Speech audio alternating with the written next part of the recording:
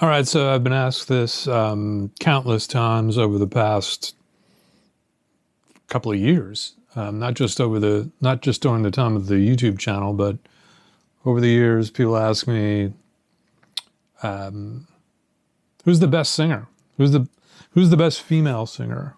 And you have these big discussions at the cigar bar or on the internet with your friend, or on the phone with your friends, or at the studio with a bunch of musicians sitting around, and the banter begins. Who's the best singer? Who's your go-to singer?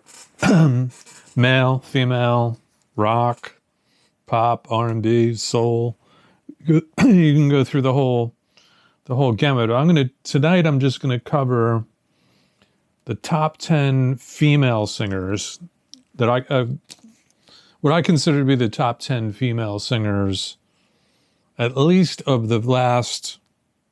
I'm going back basically till about 1970. I'm not going into the Ella Fitzgeralds of the world and the Billie Holidays, or even the Nina Simones. But I have my top 10 ready. I've changed it several times. I have my notes. Spoiler alert, I'm not going to tell you who the number one is until last. Why would I tell you first? I will start off with what I'm going to call the honorable mentions. And the reason these singers are in the honorable mention department is because I don't consider them to be killer all time, like, okay, gun to my head, I need a hit record. I mean, if I needed a hit record in her prime, he might just use Madonna. I mean, she's the biggest selling singer of all time. I know that somewhere down the line, Taylor Swift is probably going to take over on that one, but it's a whole different world now. Madonna is still Madonna. It's just been a long time. Anyway, my honorable mentions, and a lot of these are stylists. That's what I kind of put in parentheses, that they're stylists, and I'm not really going for like just gymnastics vocalists, like, highest range, most power. But those definitely help when you're whittling it down to the top 10 of the last 50 years, let's just say. And a lot of them weren't necessarily singers of my era, so to speak. They're older or newer. So coming in, the honorable mention list again is, and in no particular order, Madonna is on the honorable mention list. Shirley Manson of Garbage is on the honorable mention list. Stylist. Debbie Harry really came close to being in the top 10, but she's a stylist, and she's an incredible vocalist. But she got nudged out by at least one or two people. She was going to be close to top 10, like 9, 10, somewhere in that ballpark. Stevie Nicks, stylist, incredible.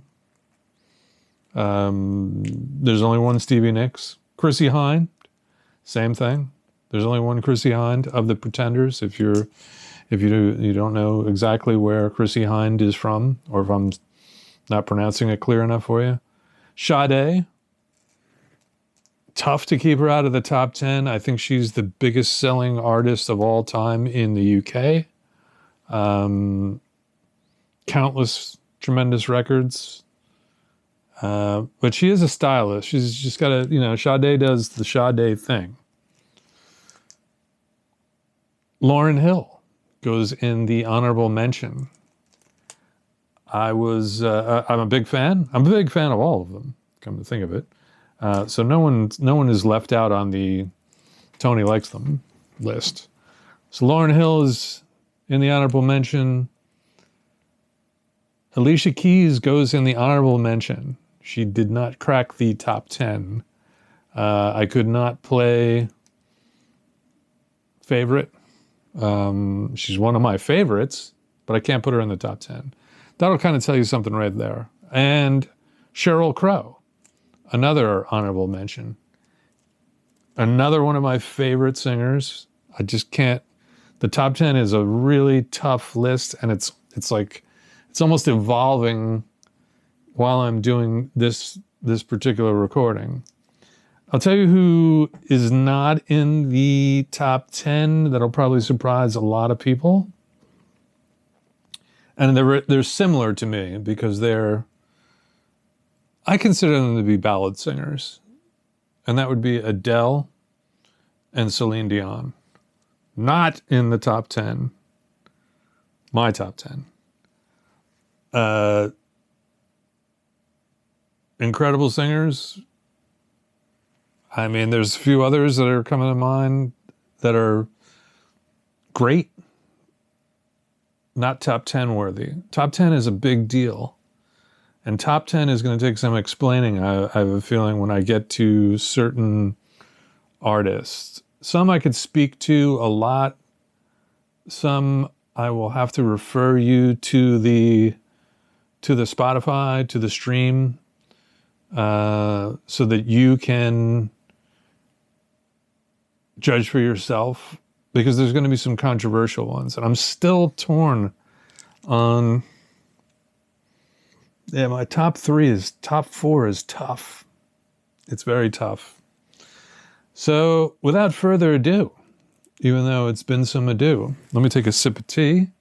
It's tea now. After a certain time of the night, I will occasionally be somewhat responsible and switch to tea, even though it's caffeinated. I don't do much editing, but I always cut out the gurgling drinking thing. I don't think it needs any of that ASMR stuff. So, here we go. Number 10. Lady Gaga. Might surprise some people that know me.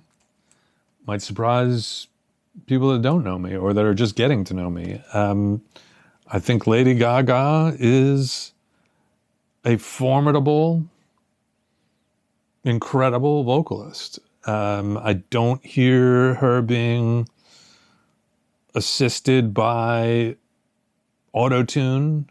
I hear versatility. I've heard her do rock, crazy, high-energy pop, stuff she did with Tony Bennett, like the standards and things like that. I've seen her say... I haven't even seen that movie, Star is Born. But Lady Gaga, as some people will call her, Lady Gaga, to me is a top 10, and she comes in at number 10 on my list. She's a top 10 singer. She is formidable and would give any one of these artists, even in the top 10, a real run for their money if they were like getting on stage one after the next. You'd have to be careful of Lady Gaga not cutting heads, so to speak, as we would call it amongst guitar players. When you trade licks back and forth with a guitar player, that's called cutting heads. And vocalists can do the same thing. They could trade riffs, or they could sing 8 bars here and there and go back and forth and see who's bringing it. Lady Gaga, number 10. This is the first time I've done one of these top 10 lists, much like the Rick Beato guy, who's constantly doing them, and Andy Edwards from England. And I know it's Beato, I just like playing around. Number 9, one of my favorite vocalists, and I just watched some live footage of her last night, and maybe that's why she's top of my mind. And I also remembered, like, oh yeah, she's a freak. Vocally, she is a force. And that is Alanis Morissette at number 9. Possibly the biggest selling artist of the 90s. There's a couple of others on here. Maybe, I don't want to give too much away, but there's someone else on here that would probably be quite competitive with her in the 90s. But Alanis Morissette came on the scene in about 94, I want to say, 93 with Jagged Little Pill, and continues today. The concert that I was watching a little bit of last night was from this year or maybe last year. I think it's this year.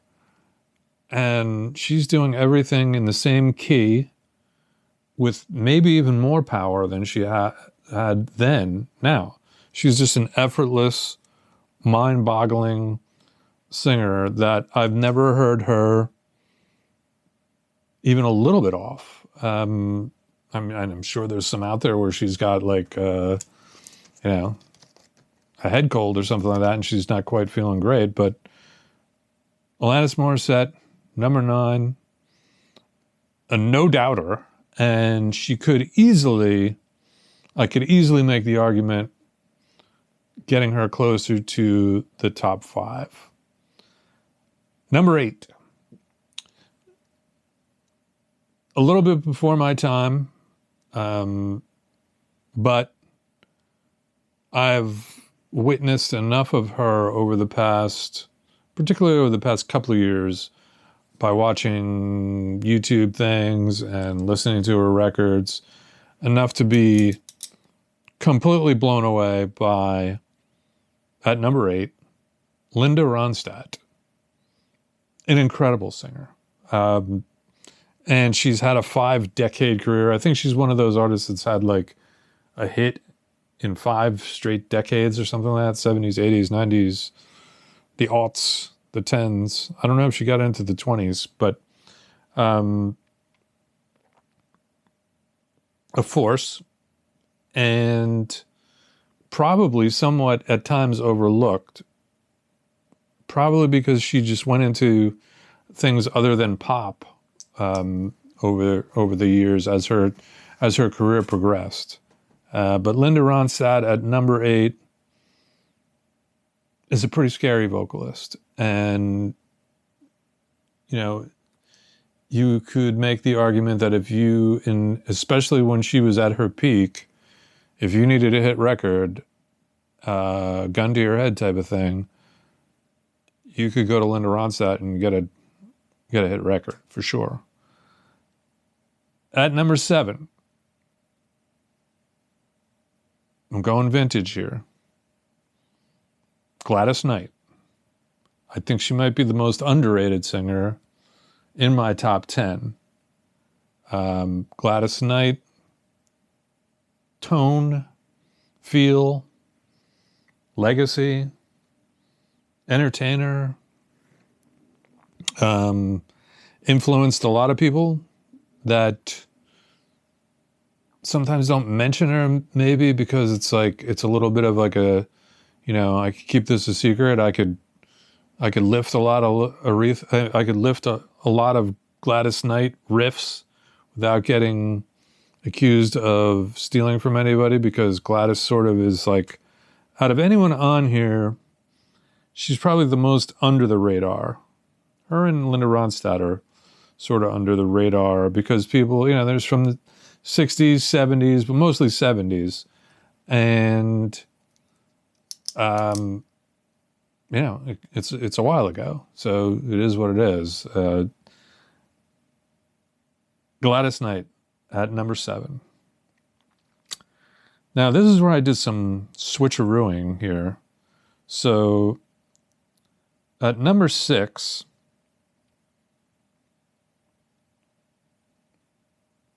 I have Whitney Houston at number 6. Young Whitney was incredible. Her first record, maybe even her first 2 records, insane.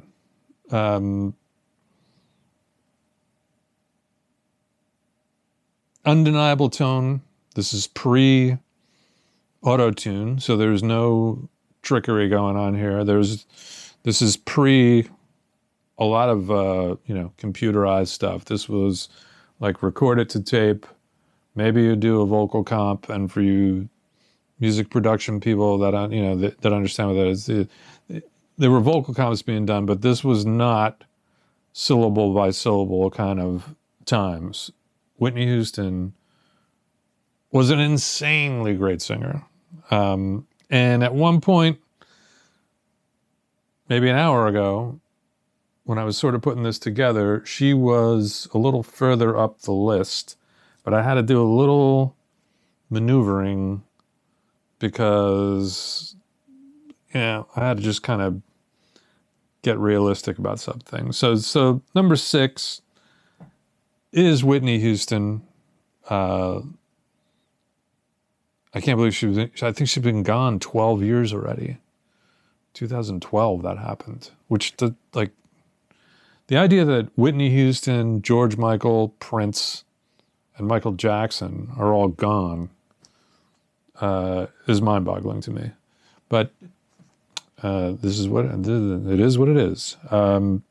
Whitney Houston at number 6. Number 5. Some of you people are going to be a little like, oh yeah, her.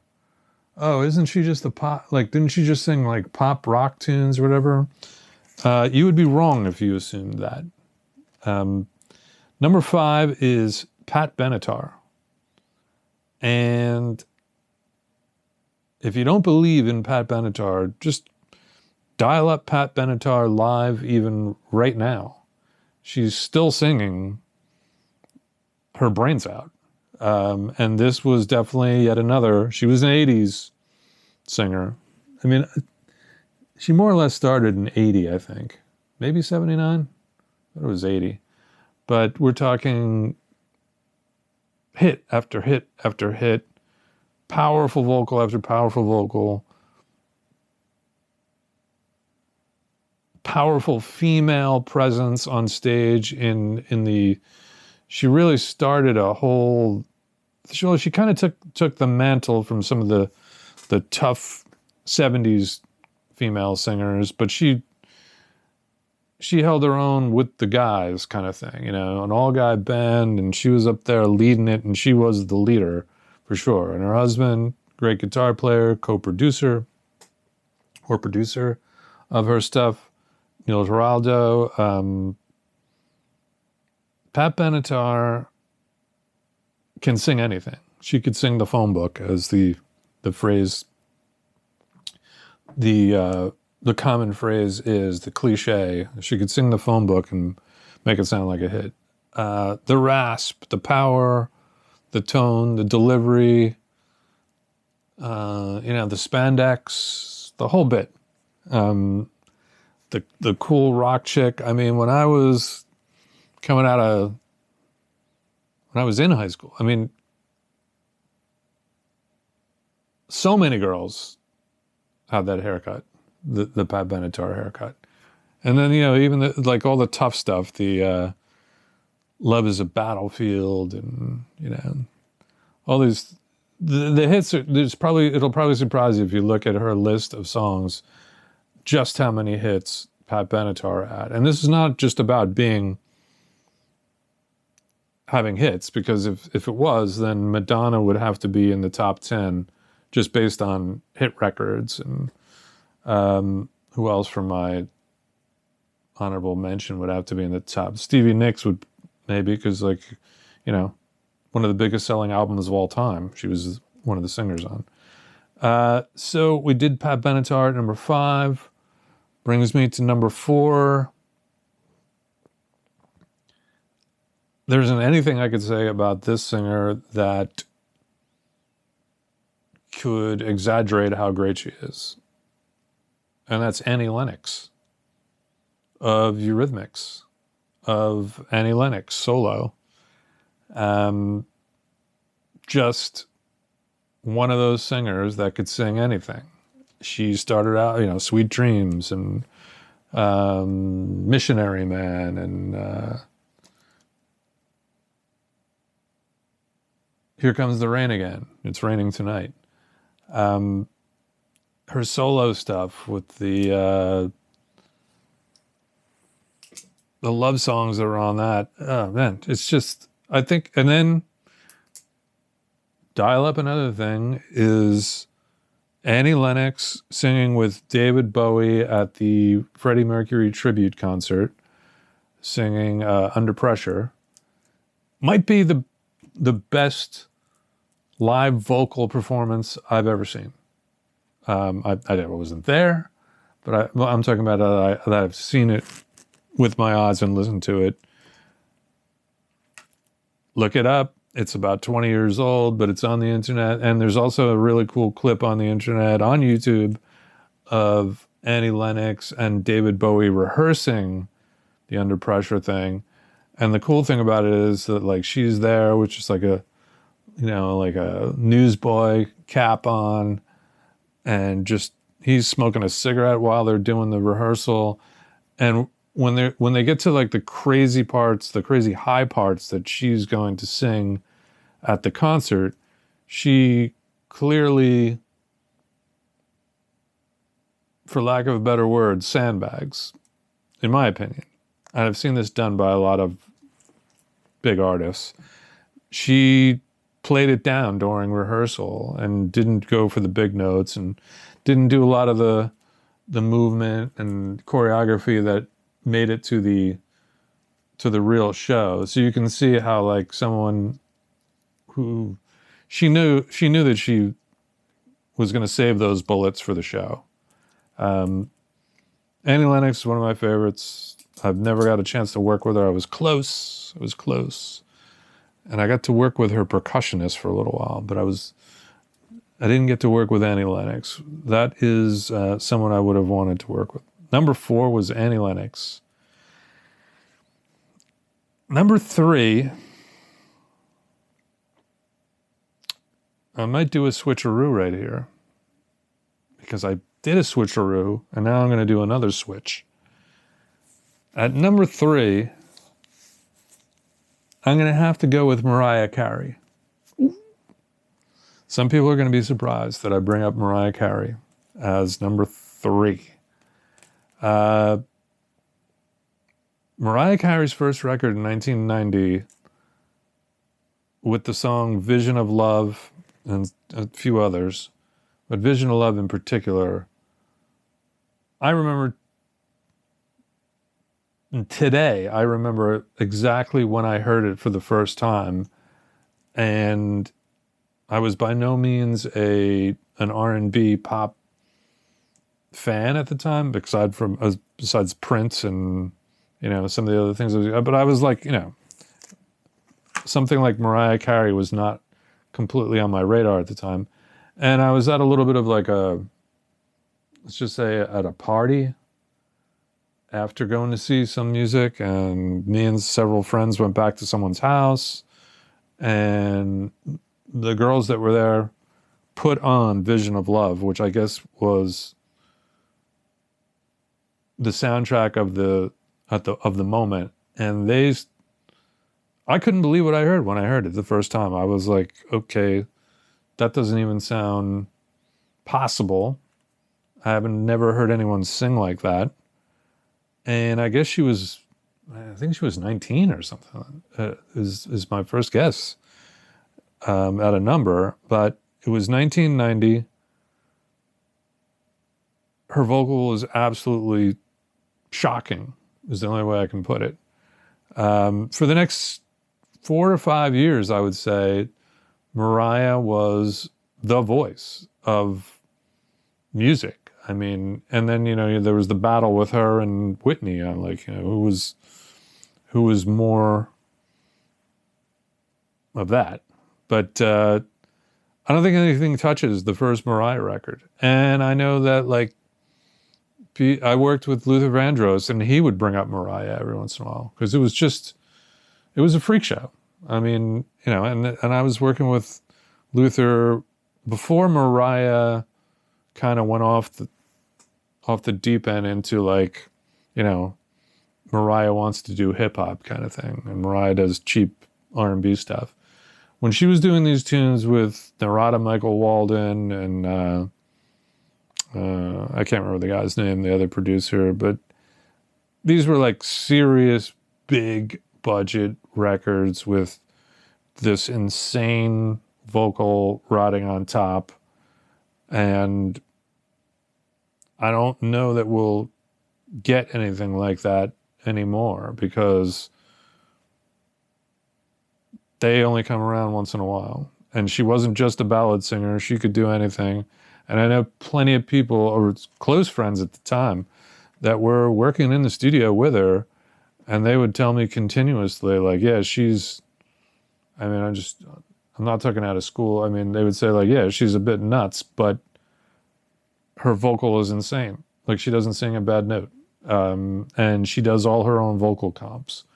And she did her own vocal comps. And she, I think, for more or less had perfect pitch. So she like knew when she was doing a comp or having someone do the comp, she would be like, no, that needs to be that take and this needs to be this take. And other than that, everything else is spot on. No auto-tune, no Melodyne, none of that. Number 3 was Mariah Carey, particularly 1990 Mariah Carey. Devastating. Number 2, I have to do it because it just makes sense. And that's Aretha Franklin. She's the trailblazer for Mariah, Whitney, sort of a peer of Gladys Knight's. I don't know if I know Gaga probably got some off of Aretha, but Aretha is the queen of soul, and cannot be denied that Aretha Franklin needs to be in the top 10, and I can't see myself putting Whitney Houston or Mariah Carey above Aretha Franklin. And I can't see, Gladys Knight's not going to be above Aretha Franklin. And if Aretha Franklin's going to be in the list, and she has made the top 10, she is going to be where I slotted her, at number 2. So this brings up the big moment we've all been waiting for. I know I've been waiting for. And it's interesting. My number 1, I'm not gonna wax poetically about her all that much, except to say that she would be the singer that I would say no one could blow off the stage vocally. And we're talking about a lot of powerful vocals here. Gaga is powerful, Alanis powerful, Ronstadt powerful, Gladys Knight, Benatar, Lennox. I mean, there's no soft singer on here. This would be a hellacious vocal bout if I got these 10 people on stage all at one time. And maybe someday with AI, we might see that. So my vocalist, my number 1, as I'm talking about the idea that she would be undeniable and also could do, I think her versatility is unmatched. She could belt it. She could definitely sing a ballad. She could sing rock. She could sing pop, for sure. She's definitely had soul, or has soul. She's still with us. And range is off the charts. Tone is off the charts. Delivery is off the charts. I've seen her sing the song of a legendary band in front of the legendary band as a tribute and bring them to tears practically with her performance. And number 1 is Ann Wilson from Heart.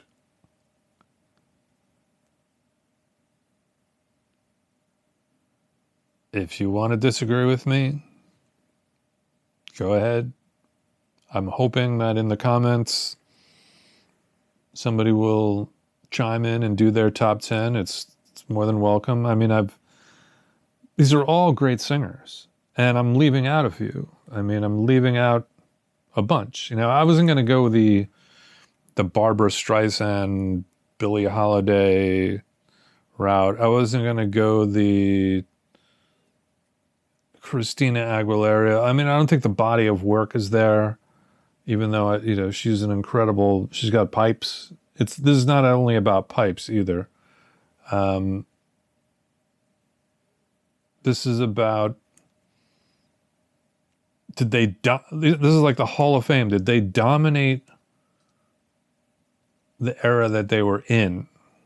And could their domination translate further? And I think that Lady Gaga at number 10, I think she could exist in most eras. I think Alanis could, because it's just an ungodly vocal. It's such a healthy powerhouse of a vocal. Ronstadt did it for 5 decades, at least 4. Gladys Knight is a legend. Benatar could do it in any era. Annie Lennox, I mean, had about a 35, 40-year career. I mean, these are people that have long careers. Whitney. I don't know if anybody had a better 10-year run. And, you know, at one point she had the greatest selling single of all time, and her albums and this. I mean, Whitney Houston was a huge presence. It's fading quickly because of her passing, and because the last several years of her career were not awesome. A lot of issues. Mariah, same thing. I think if Mariah didn't go the R&B, P. Diddy, hip-hop route, and, you know, be sort of like a cartoon, I think she could really be up there in the, like, top of mind. Yeah, of course Mariah Carey. But, you know, she kind of tarnished her image a little bit. Ann Wilson, though, undeniable. I mean, I couldn't put her... I don't know else I could have put it number 1. I mean... And that is the other question, I guess I'll get into it, is that, like, who is my favorite out of these top 10?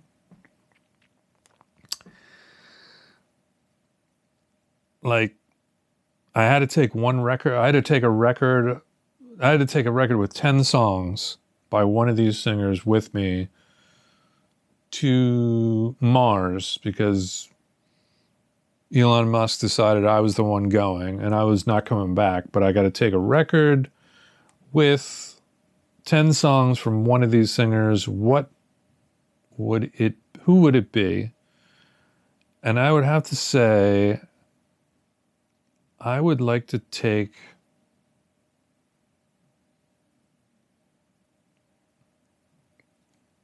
Annie Lennox with me. So what does that say? Thanks for watching.